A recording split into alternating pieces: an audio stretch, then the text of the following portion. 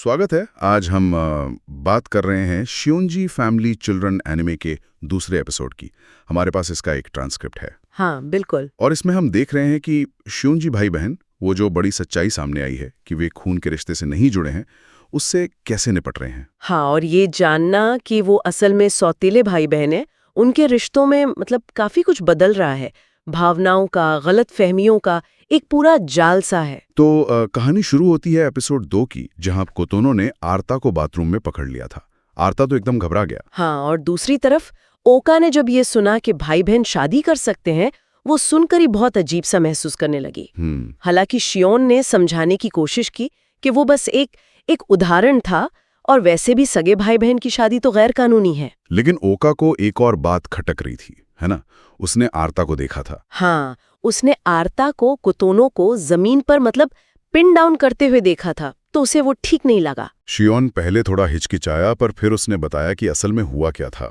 कि कोतोनो ने पहले आरता से प्यार का इजहार किया और फिर जबरदस्ती उसे अपने ऊपर खींच लिया।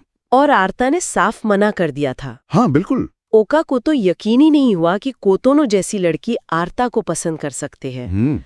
शियोन का मानना था कि इस उम्र में बच्चे अक्सर इज्जत को ही प्यार समझ लेते हैं। पर अब ये जानकर कि खून का रिश्ता नहीं है। हाँ, उससे तो चीजें और उलझ गईं। बिल्कुल। अच्छा, फिर बाद में कोतोनो ने एक बार और कोशिश की आरता से बात करने की। हाँ, उसने फिर से अपने प्यार का इजहार किया, और इस बार वो पूरी तैयारी से आई थी।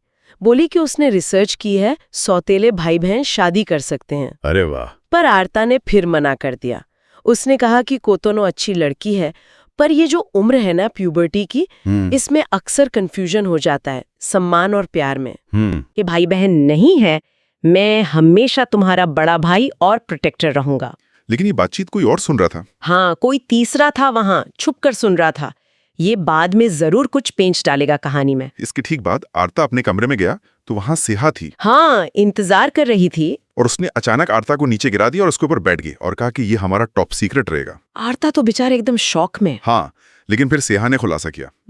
उसने बताया कि उसने वो बाथरूम वाला सीन देख लिया था। अच्छा। हाँ, और वो बस आरता को टेस्ट कर रही थी। अच्छा। ये देखने के लिए कि कहीं वो कोतोनो के मजबूरी का फायदा तो नहीं उठाएगा। अच्छा, तो वो एक तरह की परीक्षा ले रही थी। हाँ, फिर सेहा ने ये भी समझाया कि सगे भाई बहन में शादी क्यों गैर कानूनी है। अच्छा। सामाजिक कारण और वो बायोलॉजिकल फैक्टर्स भी। हाँ, वो जेनेटिक बीमारियों वाला खतरा वगैरह। बिल्कुल। और फिर उसने वो बात कही जिसने आरिता को चौंका दिया, कि क्योंकि खून का रिश्ता नहीं है तो उनके बीच फिजिकल रिलेशन संभव है। आरिता तो ये सुनकर एकदम सन्न रह गया होगा। हाँ, लेकिन सेरहा ने माना कि आरिता का रिएक्शन नॉर्मल था।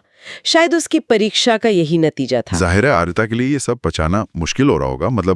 16 साल से जिन्हें बहन मानता आया। बिल्कुल, और ये सब एक ही दिन में हो गया। उसका पूरा वजूद हिल गया जैसे। अगले दिन सुबह बहनें एकदम नॉर्मल बर्ताव कर रही थी, जैसे कुछ हुआ ही ना हो। हाँ, ये देखकर आरिता और शियोन दोनों हैरान थे।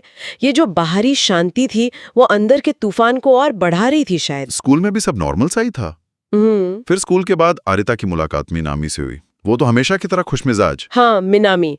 वो अपने टेस्ट में फेल हो गई थी, तो कैरियोके जाने का प्लान बना। आरिता ने उसे पढ़ाने की कोशिश भी की, पर वो तो दाने लगी कि पढ़ना नहीं, टेनिस खेलना है। मिनामी का नजरिया यहाँ बिल्कुल अलग था इस पूरी सिचुएशन पर।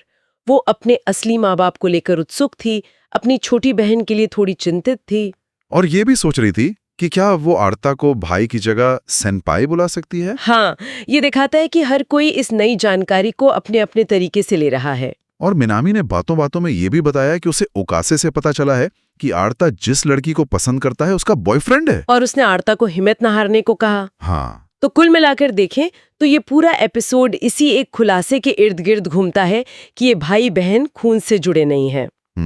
और इससे किरदारों में उलझन पैदा हो रही है, कहीं कहीं रोमांटिक फीलिंग्स आ रही हैं, और वो जो एक बाहरी दिखावा है और अंदर की कश्मकश है, वो साफ दिखती है। सही कहा।